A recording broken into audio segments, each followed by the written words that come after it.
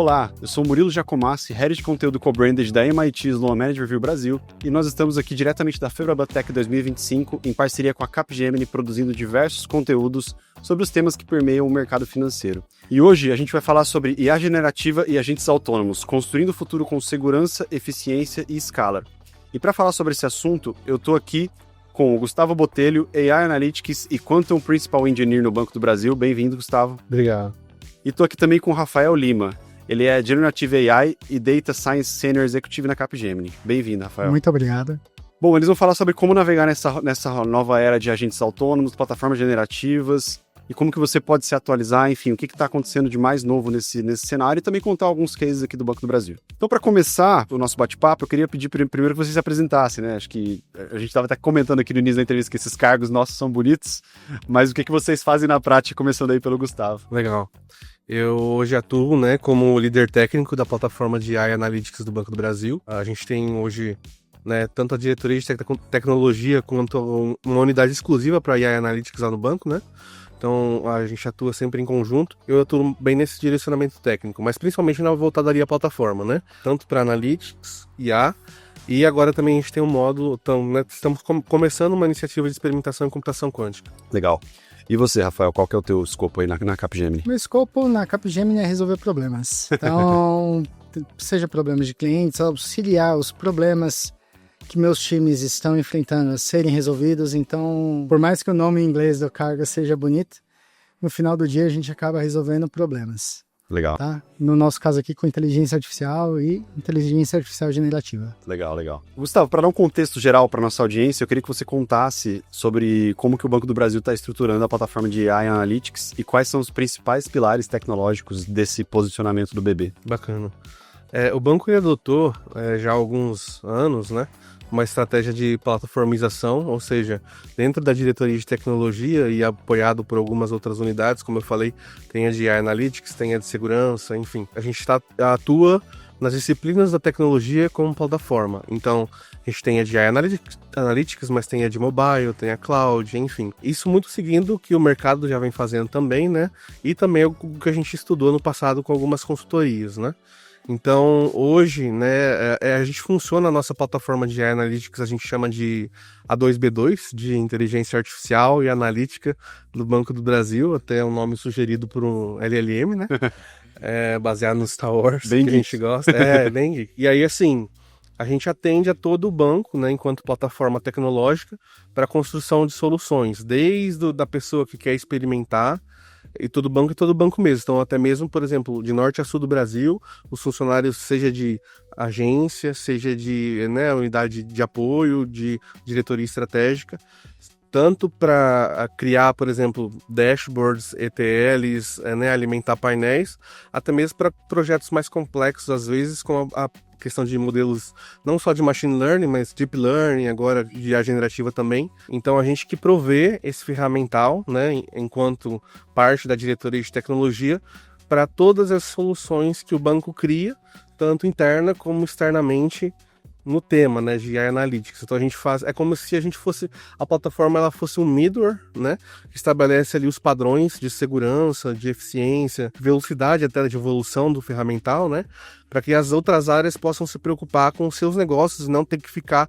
preocupada com a arquitetura de TI voltada para IA, preocupada com como uma determinada ferramenta está evoluindo. A gente faz essa abstração e, inclusive, a gente tenta trabalhar lá também com padrões abertos de mercado, de comunidade, até para se integrar às comunidades. Então, por exemplo, só citar um caso, a gente trabalha hoje lá na plataforma com modelos, a gente converte todos para o formato ONNX, que é um modelo padrão para a comunidade ali de machine learning para salvar os seus artefatos.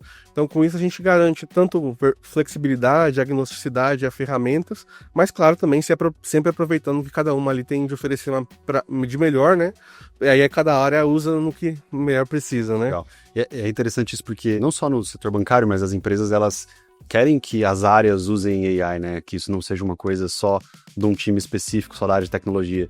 E as pessoas não sabem por onde começar, que ferramenta eu uso e a segurança desses dados e tudo mais. Então é legal ver que essa iniciativa está bem estruturada, porque a gente tem visto muito isso no mercado. Acho que Rafael pode até falar um pouco mais, não só bancos, mas enfim, grandes empresas não fizeram um bom start nessa jornada de utilização de AI, de democratização de AI, e isso tem gerado sérios problemas tanto na questão de segurança de dados, quanto na questão de será que a AI está me devolvendo uma resposta correta, será que a AI está fazendo um processo correto? Mas a palavra democratização que você falou, ela é importante, porque, como o amigo Gustavo ali trouxe, hoje as pessoas dentro do Banco do Brasil, elas conseguem sim ir lá e obter um resultado de uma IA generativa, de uma maneira segura, de tal sorte que ela consegue tirar o melhor da tecnologia sem expor a risco ela, o banco, até mesmo os clientes, né? Então, dentro de toda essa estrutura robusta que o Gustavo falou, eu vejo que esse é o maior ganho que pode dar para o usuário final da tecnologia, tá? E comparado com o mercado, eu vejo o banco um pouco à frente.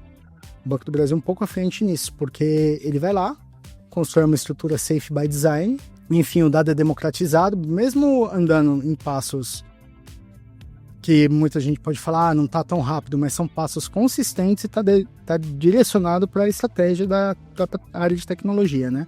E falando só um ponto interessante, falando da parte de aculturamento, né, que eu acho que assim, é fundamental, né? Até antes da gente falar de qualidade de dados, falar de qualidade de modelos, né?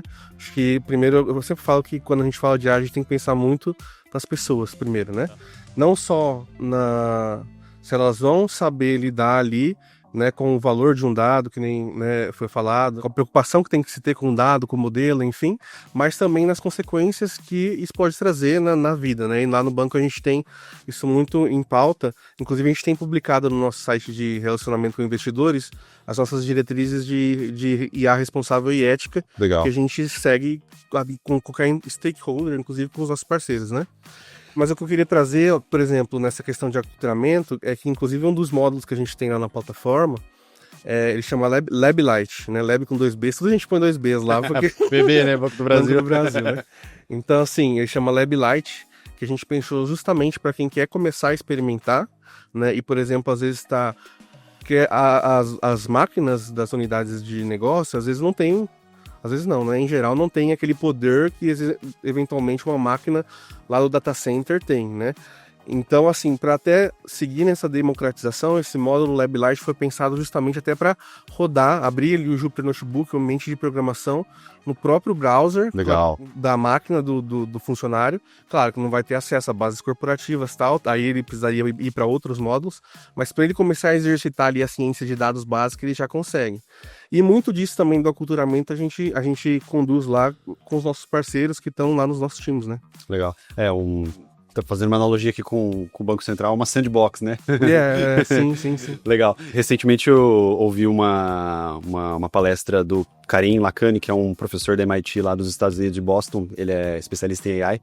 E ele falou nessa palestra que a gente tem um aculturamento das pessoas e as pessoas precisam entender que a AI ela também precisa entender o que você tá querendo pedir para ela, o que você tá solicitando para ela, né? E aí ele citou um exemplo bem legal, que é quando a gente contrata uma pessoa, o que ela faz? Uma semana, um mês de onboarding, né? Com a AI é a mesma coisa, você tem que fazer um onboarding com ela para ela entender o teu business, entender a tua necessidade, entender o teu papel, e aí sim ela começa a te devolver exatamente o que você precisa. Então acho que é muito isso, assim, não só eu aprender a trabalhar com a AI, com um agente, com o machine learning, mas eu também entender de que forma que eu tenho que trabalhar com isso, né? Não é só ir lá e pedir de qualquer maneira, né? Então tem todo esse contexto. E Rafa, quais desafios comuns e oportunidades você tem identificado nessas implementações, né? A gente tá falando aqui de aculturamento, de segurança e tudo mais, mas tem mais algum desafio que é mais comum entre todos eles? O que eu vejo de desafio mais comum, foi trazido aqui na mesa, são pessoas. Eu acredito que qualquer iniciativa de tecnologia, ela serve para um propósito, ela vai trazer algum valor, porém todo mundo que vai se relacionar com essa iniciativa tem que estar alinhado. Então você vai lá, faz um desenvolvimento de uma ferramenta, de uma feature, você tem que possuir também uma gestão de mudança em cima disso. Então o stakeholder ele tem que estar comprado, incentivar a pessoa a utilizar aquela nova feature, utilizar aquela nova ferramenta, para aquilo mudar culturalmente. Porque senão vai virar mais uma feature esquecida dentro de uma ferramenta, ou uma ferramenta que ninguém utiliza porque não vê valor. Então, meu ponto executivo hoje, eu vejo que além da tecnologia per si, seja IA, seja uma tecnologia de dados, até mesmo um relatório, tem que ter change management forte por trás. Aham.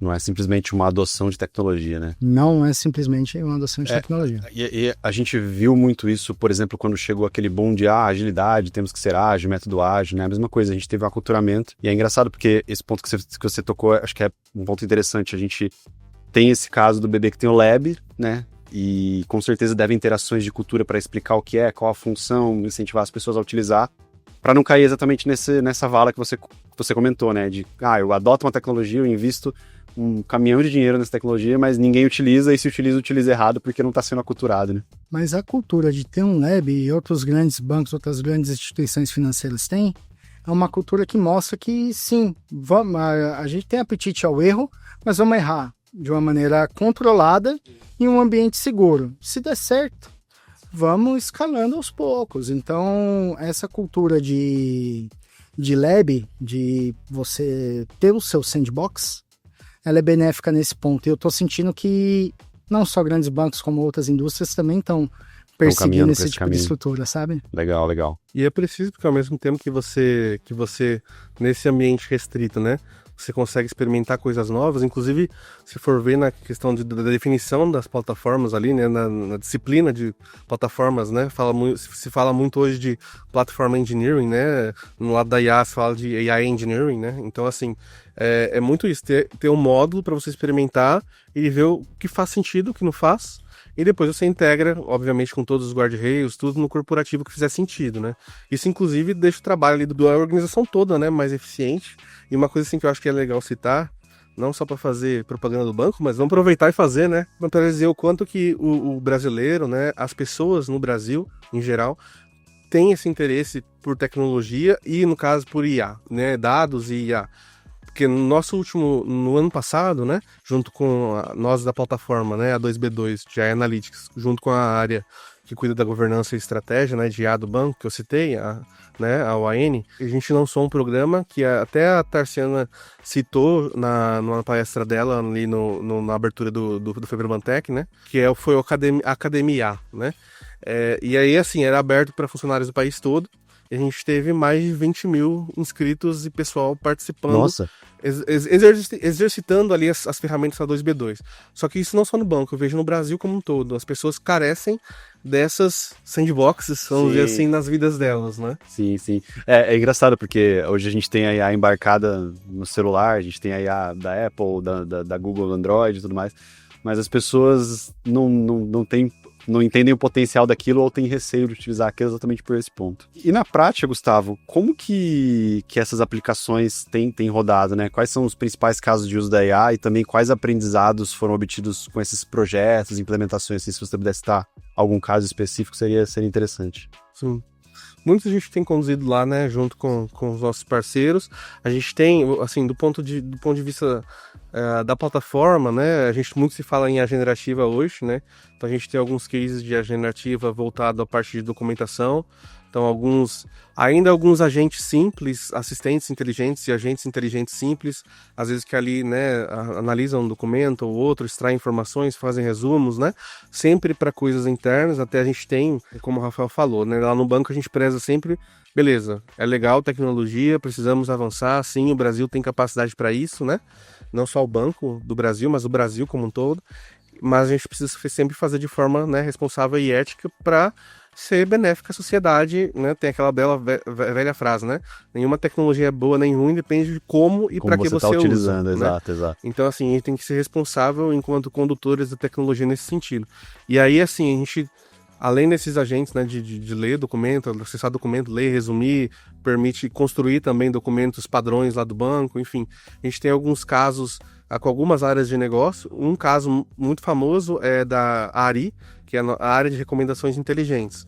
E aí ela faz recomendações para o público MPE, né, pequenas empresas, né?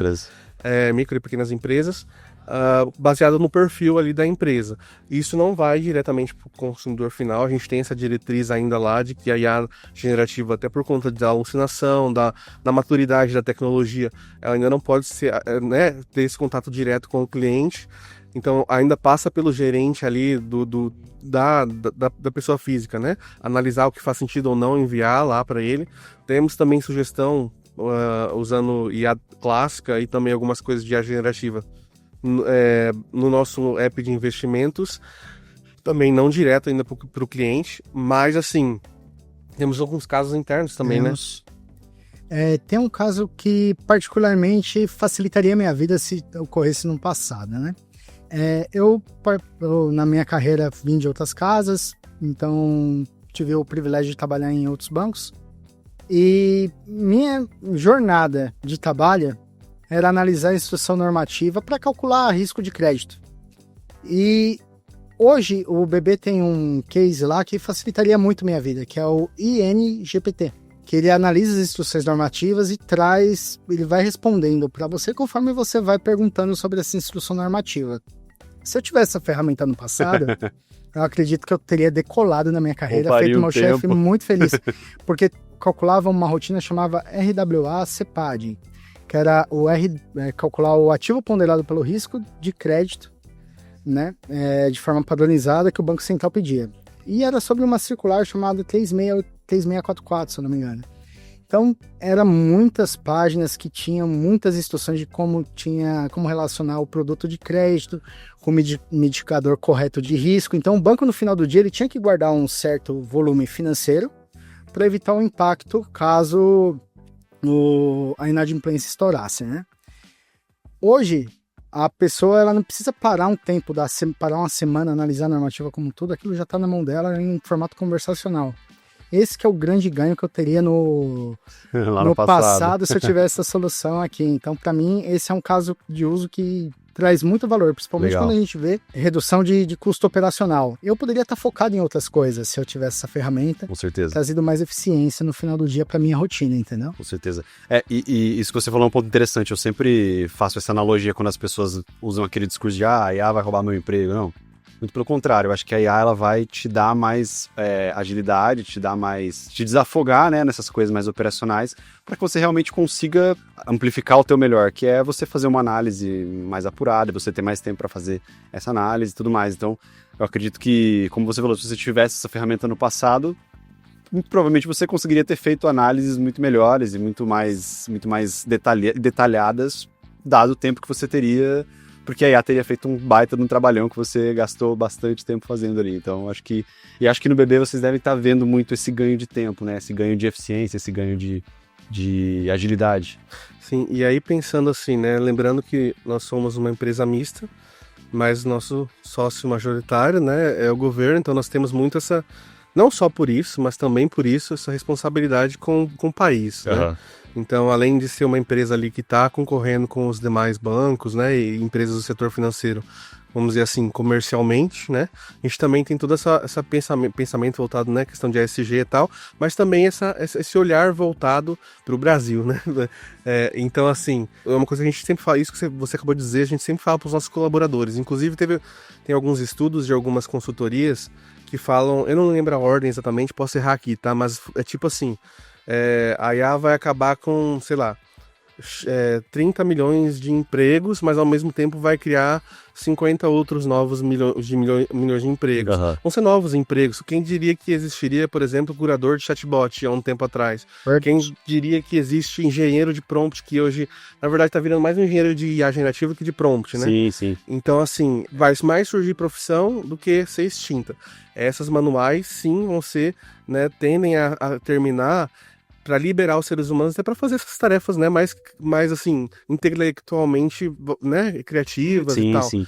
E aí entra um ponto também que nós no banco temos essa preocupação, inclusive nos nossos fóruns que a gente vai, seja em fóruns com comunidades, com o governo, com empresas, também, né, a gente volta no ponto das pessoas, né?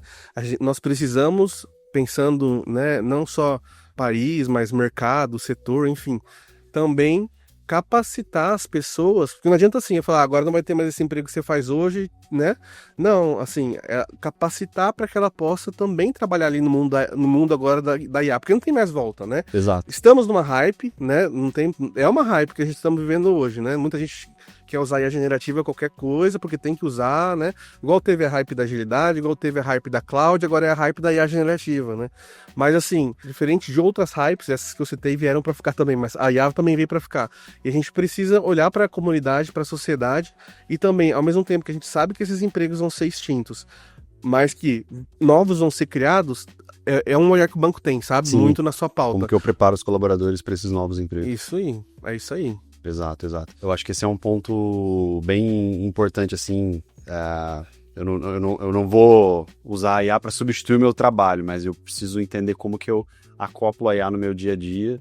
E eu faço até uma piada ali, às vezes, com o pessoal que trabalha comigo. Eu falo, o analista vai realmente ser um analista, né? Ele vai deixar de ser um montador de planilha, de PowerPoint, vai realmente conseguir analisar e ser um analista. Ô, Rafa, quando a gente pensa em agente autônomo, quais os cuidados que as empresas elas precisam ter para garantir que essa tecnologia opere com segurança, eficiência? Como que a gente balanceia inovação com governança e ética, né? A gente falou aqui sobre o sandbox, mas quais outros pontos, assim, você enxerga?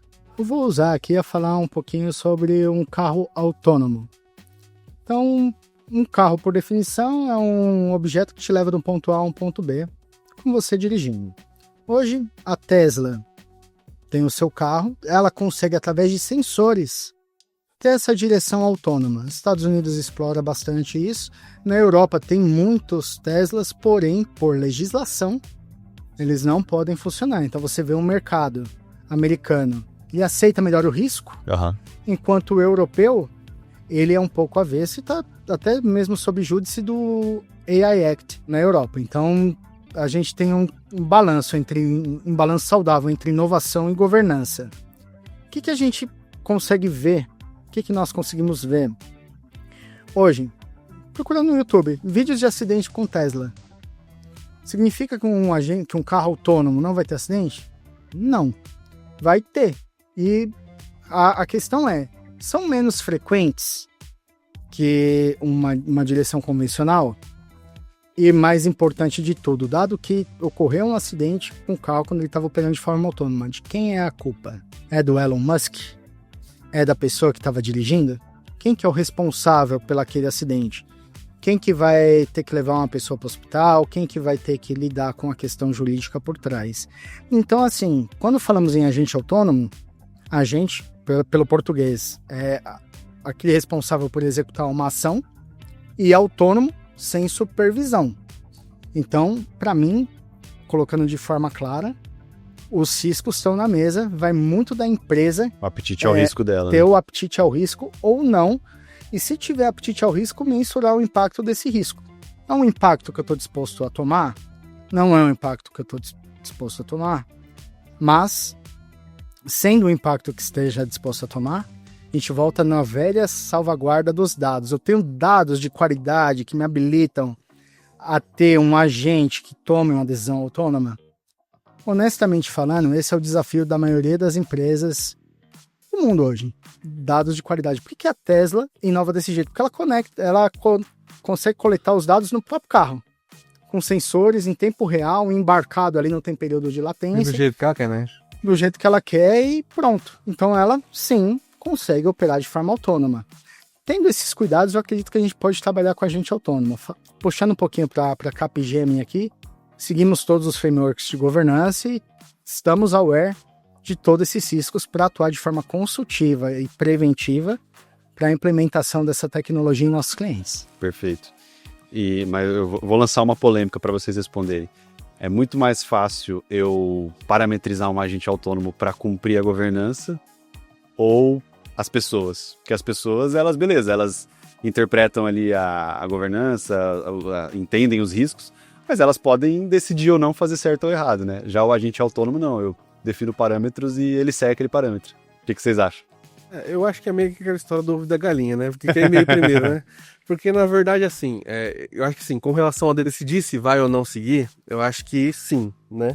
Apesar que a gente estava até comentando ali, né, antes, sobre a questão da evolução, né, da IA e a questão de mirar, chegar ali naquela questão que a gente fala da IA geral, né?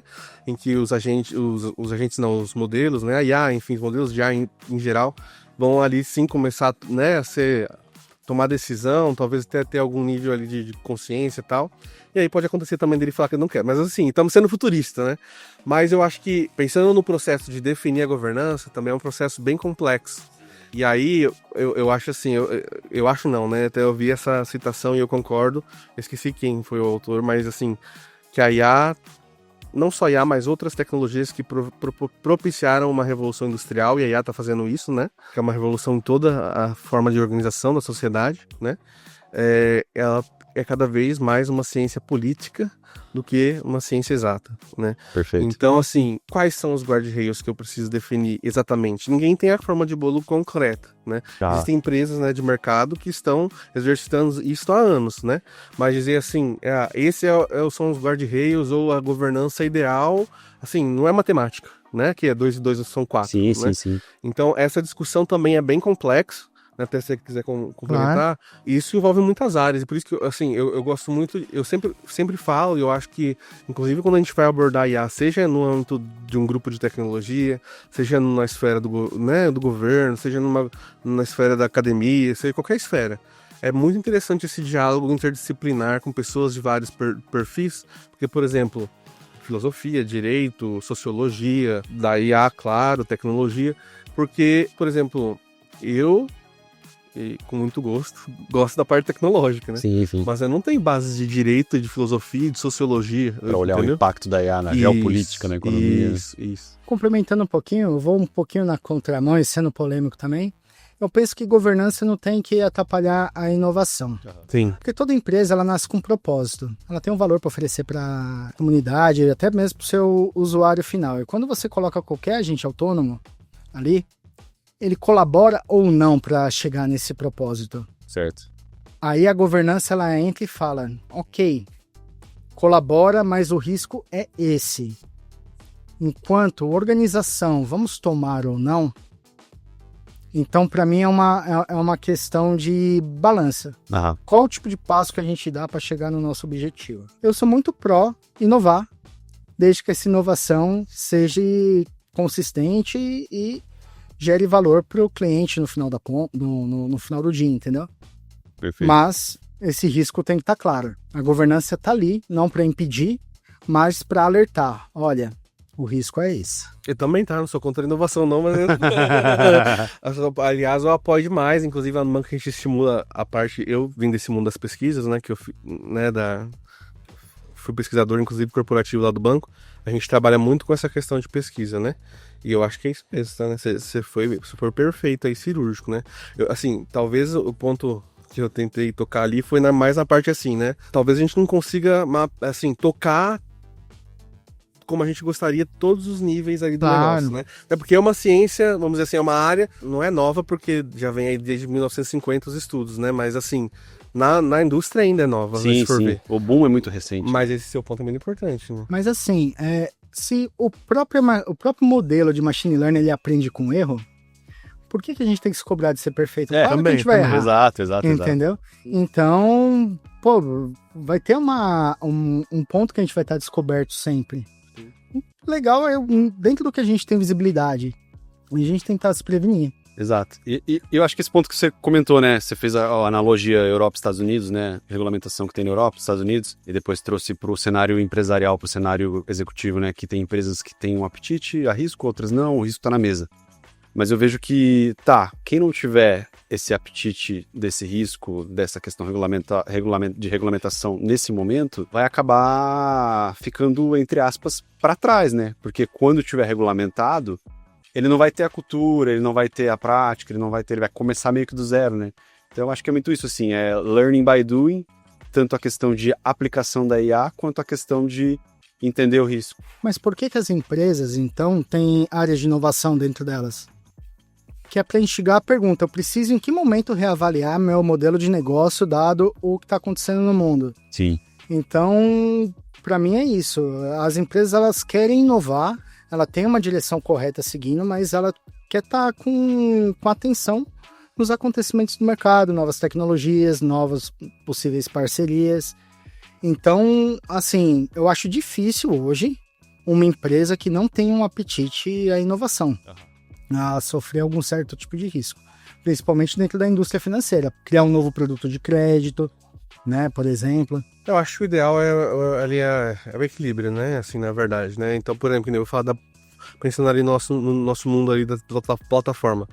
A gente tem a esteira corporativa, né, em que para eu pôr algum modelo, alguma solução em produção ali para o cliente, ou mesmo para consumo interno, mas que seja crítica, né, eu preciso seguir a esteira corporativa de governança de IA, da arquitetura de TI, mas ao mesmo tempo que nem a gente falou lá do ambiente de experimentação, ele precisa existir, claro, ali apartado, não posso ser alguma coisa em produção que vai impactar lá, né, alguém diretamente já, mas com flexibilidade para eu poder testar, porque também se eu não puder testar, eu vou ficar às cegas, né? Sim, exato. E eu não posso também começar já num ambiente, né, tem que treinar. E esse ponto que vocês falaram da inovação é um bom ponto. Eu queria perguntar para vocês quais são os desafios técnicos para criar soluções que contemplem esse aspecto, sem comprometer a agilidade e escalabilidade necessária para o projeto de inovação, né? A gente sabe que o setor bancário ele é marcado por uma complexidade regulatória, altos níveis de rigor com governança, né? Como que vocês enxergam esses principais desafios técnicos para criar soluções? Você citou o exemplo, de novo aqui do Lab, né? Que eu acho que é um baita de um exemplo, mas como que vocês trabalham assim para conseguir ser ágil e ter essa escalabilidade necessária? Porque a gente sabe que o projeto de inovação ele também precisa escalar muito rapidamente, né? Então, a gente não pode ficar também toda hora ali naquela morosidade da governança. Muitas vezes a gente precisa pedir desculpa e não pedir licença, né? Então, como que vocês enxergam isso? Aí é puramente falando de experiências, né? Eu não acho que o contexto bancário seja um contexto pouco inovativo. Que tivemos nos últimos tempos. Pix, próprio Real Digital Drex, entendeu? Inclusive, só fazer um adendo. Claro. Eu fui num congresso ano passado, num painel de IA também, lá no Club, né? Que é como se fosse Febrabantec, mas não é dos bancos brasileiros, é do Latinoamérica, né? Ah, legal. O Brasil é visto como top e padrão de sucesso em termos de tecnologia bancária, inovação, então eles, né, foi citado vários bancos e até, né, mas por exemplo, o caso do Pix, o caso do Drex, parece que teve um país, não posso estar falando errado, mas pelo que eu me lembro da apresentação lá deles, um país tinha conseguido fazer algo parecido com o Pix lá, e os outros todos estavam tentando, então assim, só para ver como... Pegando o ponto, qual que é o cerne de você inovar e ter sucesso? Primeiro, tem um apetite a falhar.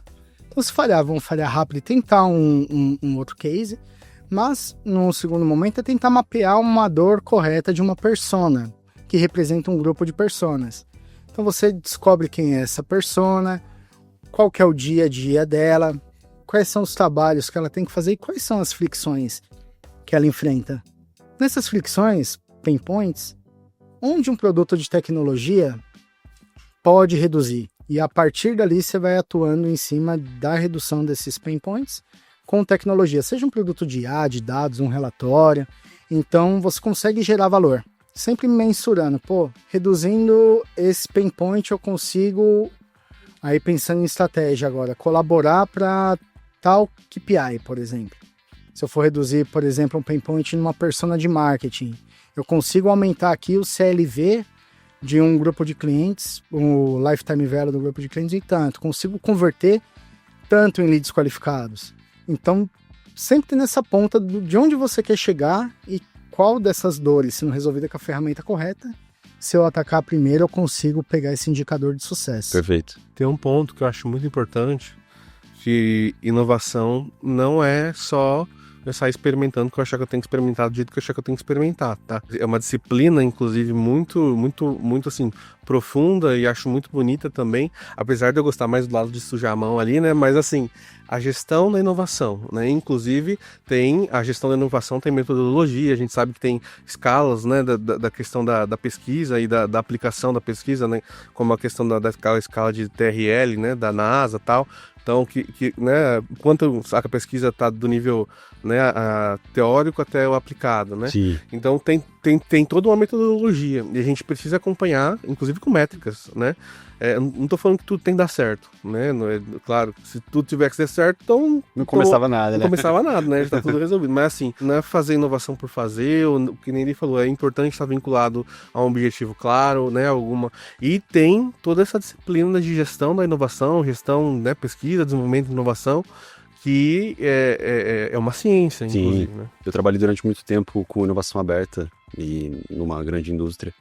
E o nosso maior desafio era esse, metrificar a inovação para conseguir não só vender para o board, mas também escalar os projetos, olhar o que era mais interessante de começar, onde eu vou botar minha energia, vou botar meu investimento, né? Então acho que esse é um só ponto fazer legal. um adendo pro Gustavo, também põe a mão na graxa, eu também programo, viu?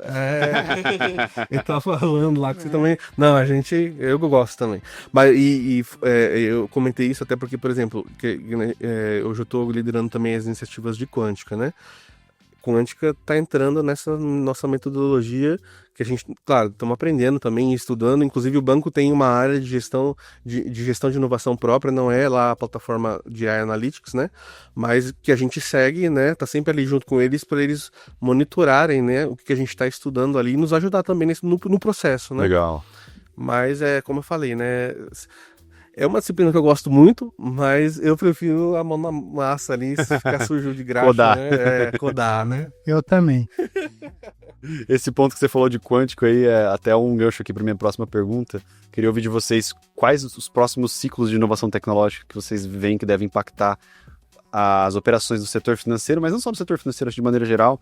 E aí trazendo um exemplo, né, da computação quântica, blockchain, no curto, médio e longo prazo, né? O que deve estar no radar das lideranças do setor? A gente está falando de AI, mas o que vocês enxergam aí para os próximos... Eu não vou nem dizer 10, 20 anos, porque 5 anos é muito tempo agora, né? Então, para os próximos 5, 10 anos aí. Eu vejo que a computação quântica ela traz uma rapidez que é necessária para processos críticos.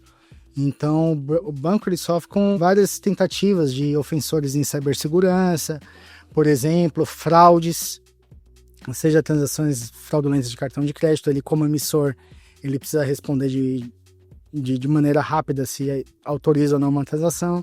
Então, ter uma capacidade de resposta rápida para ele faz a diferença.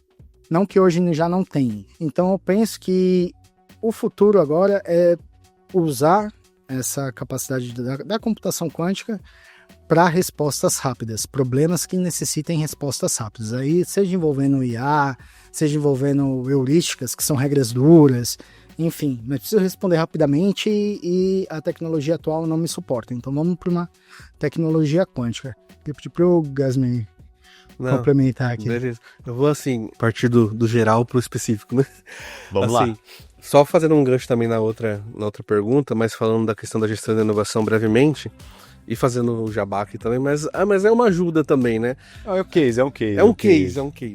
Não, mas é muito bom. Assim, a gente tem lá no banco, que é o pessoal da gestão da inovação, cria todo ano, né? Assim, atualiza o nosso radar de tendências tecnológicas. Legal. Que, inclusive, ele não era público, agora tá público. Pô, legal. E aí, assim, tá lá no site do banco, consegue acessar também. Se não me engano, é rtt.bb.com.br, Radar de Tendências Tecnológicas, né? RTT. E aí, assim, assim como tem, né, outras consultorias fazem, a gente meio que faz um merge e também com base no conhecimento. Esse pessoal da gestão de inovação consulta as áreas ali do banco também, né? Inclusive, eles vão lançar agora, acho que dia 16 de junho, lá em Recife, onde a gente tem a nossa agência Figital, né? No Porto Digital, o radar desse ano, né? E aí, então, esse é o primeiro ponto. E falando desse radar, né, então a gente vê que tem, na verdade... A gente tá falando muito de IA e de quântica, que são as que mais estão aí, né? Tem também a parte de cloud e tal, mas assim, tem outras, né, que estão por aí, né? E que inclusive merecem atenção. Então, por exemplo, a gente tá cada vez mais vendo edge computing, né? Computação de borda, que derivando para IA, Edge AI, né? Quando eu processo a IA na borda, né? Na câmera, enfim. Tem a questão do IoT, tem a questão do blockchain, tem a questão da realidade estendida, aumentada, enfim. E tem até aquela... Quando a gente, né, para quem é da computação, a gente ouve muito falar na graduação de computação ubíqua e pervasiva, né? Que é aquela computação presente em todo lugar e que ela tá tão, assim, embutida nas atividades ali no ambiente que você nem sente percebe. que ela tá ali. nós estamos tendo já cada vez mais isso, né?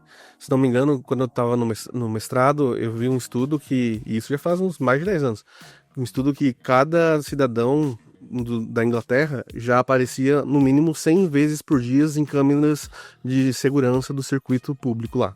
E até por isso a gente tem que ter responsabilidade também com esses sensores todos. Mas o que eu estou querendo dizer?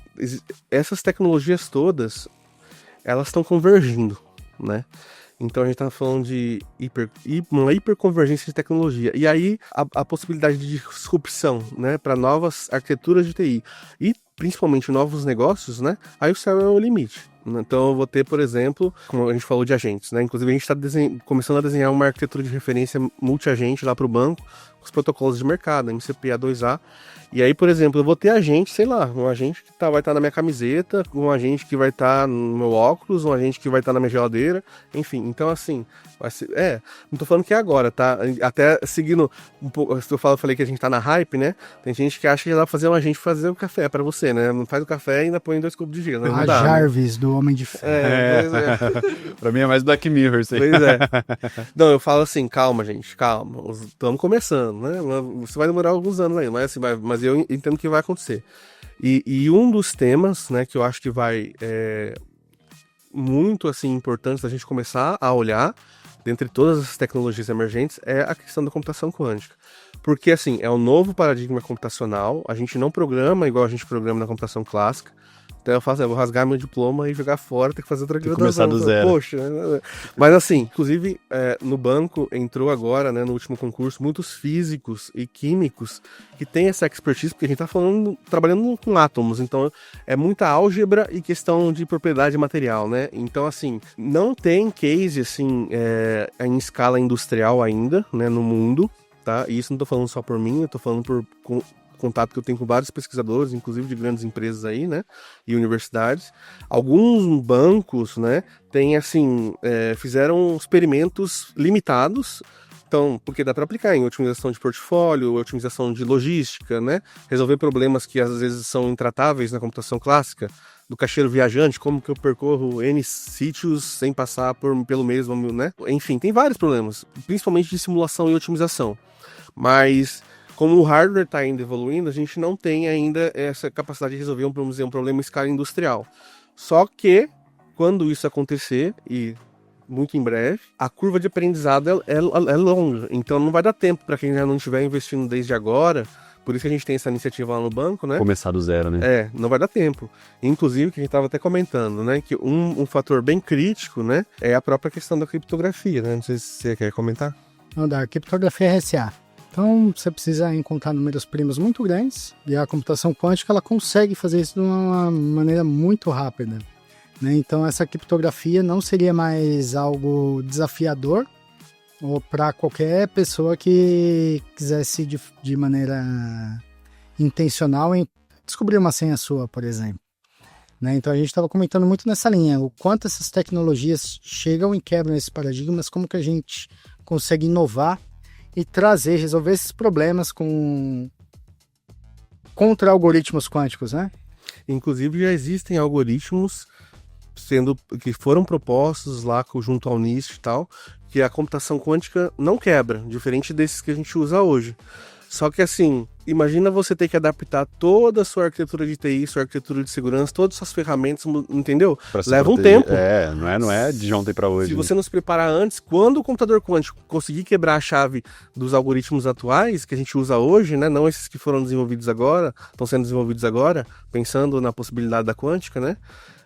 Que inclusive são algoritmos baseados em computação clássica ainda, nem em quântica, né? Não vai dar tempo. Não vai dar tempo, né? Você já vai estar atrasado. Já vai estar atrasado. E aí, assim, vai comprometer o negócio como um todo, né? Vai parar, porque se você não tiver segurança, você não faz nada. Você não faz nada. Não, e a gente volta em algumas questões atrás que a gente comentou, né? E não começar a trabalhar com IA agora, com inovação, enfim, seja lá o que for, por medo ou por insegurança, por insatisfação, por achar que não é necessário, que é um hype. Na hora que a coisa estiver super escalada, e já está praticamente super escalada, vai estar atrasado, né? Vai ter que parar, ou vai perder cliente, ou vai perder dinheiro, ou vai perder as duas coisas, ou vai simplesmente sumir. Então, eu acho que computação quântica é um excelente ponto. Porque ela é uma coisa muito nova, muito diferente, a gente não faz ideia, né, de como ela funciona ainda. E eu digo a gente, assim, pessoas mais leigas, acho que vocês que são da área entendem, mas também para vocês é uma coisa muito nova, igual você falou, vou rasgar meu diploma, porque é um negócio que eu entendo muito pouco, né? Tô começando a entender. E é muito louco isso, né? Porque você falou, pô, entraram físicos, entraram químicos, né? Pessoas que entendem de outras áreas que não tecnologia para olhar para tecnologia. Então, cada vez mais a gente vai para esse ponto. E a computação quântica realmente, né? Ela é uma coisa que tem lá um computador quântico, lá na Google, lá na Microsoft, lá na IBM, um negócio de testes e tudo mais, ainda não está escalado. Mas era assim com o carro autônomo, que você citou o exemplo da Tesla, era assim com o smartphone, era assim com a internet, foi feita durante a guerra. Então a gente, acho que esse é um passo assim que hoje em dia as coisas não levam mais tanto tempo para se tornarem disponíveis, acessíveis, entre aspas, baratas também, né? Porque antes a gente tinha uma questão de custo, então hoje em dia tá muito rápido, muito veloz. Então acho que computação quântica vai ser... Quem sabe ano que vem a gente não esteja aqui na FebraBan falando sobre computação quântica. Já aceito o convite. Opa, e como o Banco do Brasil está trabalhando com computação quântica junto com a Capgemini. Podemos falar sobre isso. Gente, legal. O papo tá muito bom. Então, só para fechar, vocês acham que o mercado está preparado para essas mudanças? Quando, como e por onde começar? Rafa? O mercado, a meu ver, tá? Ele se prepara à medida que as coisas acontecem. O que está faltando hoje, e isso para mim eu vejo em escala mundial, são pessoas capacitadas e pessoas que estão dispostas a mudar junto. Legal. Tá? Então, pessoas que estão dispostas a se formar numa nova tecnologia. Como a gente bem disse, uma nova tecnologia não rouba o emprego de ninguém se você estiver disposto a aprender e a mudar. Né? Então, para mim, esse é o ponto principal.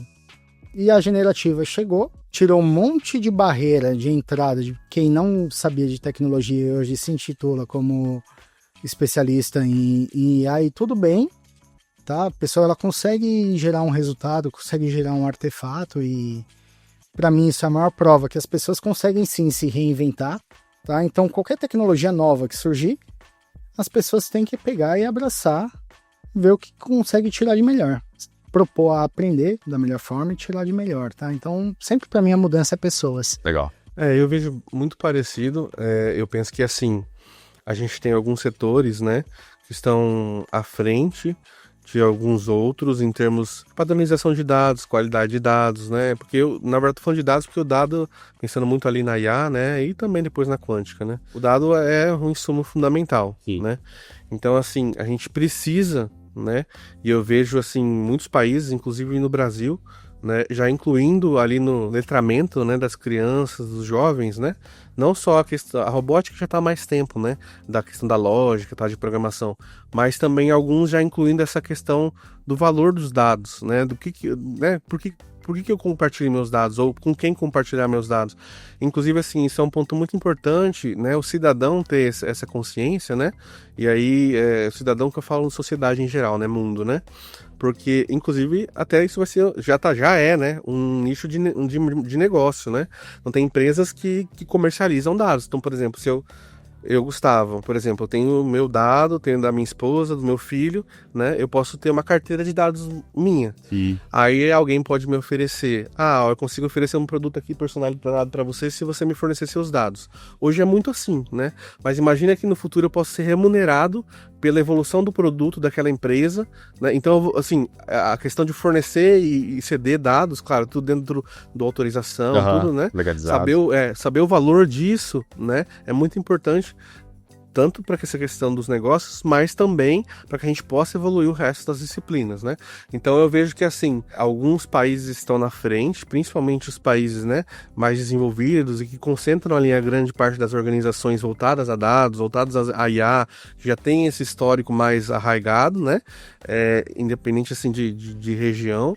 Mas, assim, existem, assim como a gente precisa, né, trazer essa igualdade para outros temas, né? Então, por exemplo, a questão de igualdade, vamos dizer assim, entre a sociedade nos variados continentes e países, né, dependendo aí do perfil do país, a gente também precisa trazer esse letramento e esse aculturamento, né, em dados e IA, em alguns pontos do planeta que ainda estão carentes, né? No caso do Brasil, como eu falei, eu já vejo algumas iniciativas, o banco também fomenta coisas nesse sentido, principalmente voltado ali muito no dados para educação financeira, né? Mas, assim, eu vejo que a gente ainda tem, não só no Brasil, mas no mundo, evoluir ainda como sociedade, né? Nesse sentido de base, né? Que são os dados, para aí sim a gente conseguir ter ali cada vez mais, né? Desenvolver cada vez mais a IA. Assim, já evoluímos muito, né? Tudo tá sendo muito rápido. Sim, né? muito exponencial. Mas, de novo, a gente volta na questão das pessoas. Então, ter esse olhar para com as pessoas, né? E não só, né? Porque, no fim, quem vai operar ou usar a tecnologia, quem vai fazer ou receber, né, uma oferta de um negócio são as pessoas. Então, eu acho que, assim, o grande foco, né, sempre que a gente fala de tecnologia, ou de negócio, ou de banco, qualquer indústria, né? Tem que ser o ser humano, né? Aham. Só colaborando um pouco, você trouxe um exemplo brilhante da sua carteira de dados. Só tangibilizar, eu acho que para a nossa audiência, quando você vai no mercado e põe seu CPF, eles conseguem saber sua tendência de compra. Quando você vai na farmácia e coloca seu CPF, eles te dão desconto, eles estão comprando seus dados para saber os remédios que vocês estão tomando. Então, foi um exemplo brilhante que eu acho que tangibiliza essa consciência do valor do dado, tá? Perfeito. E que às vezes as pessoas nem sabem, nem se dão conta disso, né? Ou às vezes, eu gosto também de citar esse caso só para, né, encerrar, mas assim, as pessoas às vezes elas atuam meio que... Elas não analisam muito bem a quem forneceu ou não os seus dados, né? E aí, ou por desconhecimento, ou por não querer parar para pensar nisso mesmo, tem N razões, né? E eu tô falando de modo geral, o mundo, tá? Tem, enfim, não de um caso específico. Mas eu vou citar um caso específico que aconteceu, não sei se aconteceu nesse país, mas eu sei que aconteceu no Brasil, né? Aqui no Brasil as pessoas, não só para o banco, mas no banco, mas conversando com várias empresas de outros setores, e mesmo governo, academia, que eu tive essa dificuldade também nas minhas pesquisas que foram baseadas em biometria facial, né? As pessoas têm muita resistência em fornecer sua imagem facial para essas instituições, que tem todo o acordo lá, os termos, que não vai usar para nada que não seja aquilo, por exemplo, na academia, vou usar especificamente para essa pesquisa aqui e tal. Mesmo assim, ainda tem uma certa relutância. Só que no passado, agora a gente tá cheio desses apps aí, né? Veja como você vai ficar mais velho, veja como vai nascer seu filho com não sei quem, veja... Então, assim, mas quando foi lançado o primeiro, se não me engano, o primeiro app de envelhecimento da face aqui no Brasil, inclusive eu não lembro qual era o país, mas era de um país de fora, e inclusive dizia assim, que as imagens seriam salvas na base de dados lá da empresa para que eles quisessem. Clique aqui e clique no Next. Termos e condições. Todo mundo foi, virou uma febre publicar como que você era mais velho. Então, assim, as pessoas... Então, você entendeu o paradoxo, né? Enquanto eu não quero fornecer a minha face, às vezes para minha segurança numa instituição ou para evoluir uma pesquisa ali da academia, ao outro lado, eu tô fornecendo a minha base para um outro país fazer o que quiser com ela. Então, às vezes, que nem eu falei, às vezes por ignorância, às vezes porque, né, eu tô naquela síndrome do next, todo hype, né? Às vezes porque é legal, né? Mas a gente precisa ter um olhar crítico e ensinar também a sociedade a ter esse olhar crítico sobre os dados, que é a base de tudo agora, né? Perfeito. E enfim, dados é um assunto sempre muito, muito polêmico e que rende muito papo, mas a gente pode ver o movimento político, né, que tem acontecido no mundo, ele tá todo baseado em dados, né? Então os partidos, os governos, eles têm acesso aos dados e eles conseguem se planejar e fazer as manobras ali de propagandas e tudo mais, baseado em dados que as pessoas quase sempre fornecem sem ter muita ideia do que estão fornecendo, para quem estão fornecendo e para quem está sendo vendido esses dados. Então, eu acho que a mesma coisa ela se aplica no mundo corporativo, no ambiente executivo, né? A ciência que eu preciso ter de para onde meus dados estão indo, o que eu vou fazer com esses dados, como que eu vou trabalhar com esses dados aqui dentro. Eu preciso ter esses dados bem armazenados, bem tratados, porque senão não adianta ter a melhor IA do mundo, o melhor agente do mundo, se ele não tiver dados coerentes, condizentes para ele trabalhar, para ele ser treinado. Então, acho que esse é um grande ponto, uma boa dica. Gente, muito obrigado por compartilhar a visão de vocês. O papo foi ótimo, a gente poderia ficar conversando aqui horas e horas. Então só abrir aqui para vocês fazerem um agradecimento, fica à vontade, Gustavo. Bom, queria agradecer primeiro, né, Capgemini, MIT, enfim, o Banco do Brasil, né, por essa oportunidade. E assim, eu acho que a questão da IA, como eu falei, né, ela é uma questão cada vez mais social. Então, assim, que a gente possa, né, é uma coisa que eu ficaria muito feliz. E já vejo acontecer. Eu, por exemplo, sou membro da Associação Brasileira de IA. E alguns debates já têm acontecido, né, em fóruns multidisciplinares. Então, que esses fóruns multidisciplinares, pensando ali no uso não só da IA, mas também de outras tecnologias que surgem aí, né, para o bem da sociedade, possam acontecer com mais frequência e envolver cada vez mais a participação, né, das pessoas, das comunidades e das empresas, governo, todas as academias, todas as esferas, né? Legal. Gostaria de agradecer primeiramente você, o Banco do Brasil, por estar participando aqui com a gente, essa parceria de sucesso. O MIT também, cada um que faz parte desse podcast, cada ouvinte. Muito obrigado aí pelo convite. Legal. Sou muito grato pela participação. Muito feliz com a participação de vocês, é uma honra ter um papo como esse. Para você que nos acompanhou até aqui, fique ligado, nós vamos ter diversos conteúdos sobre a FebraBan rolando aí nas nossas redes, então fique atento. Obrigado.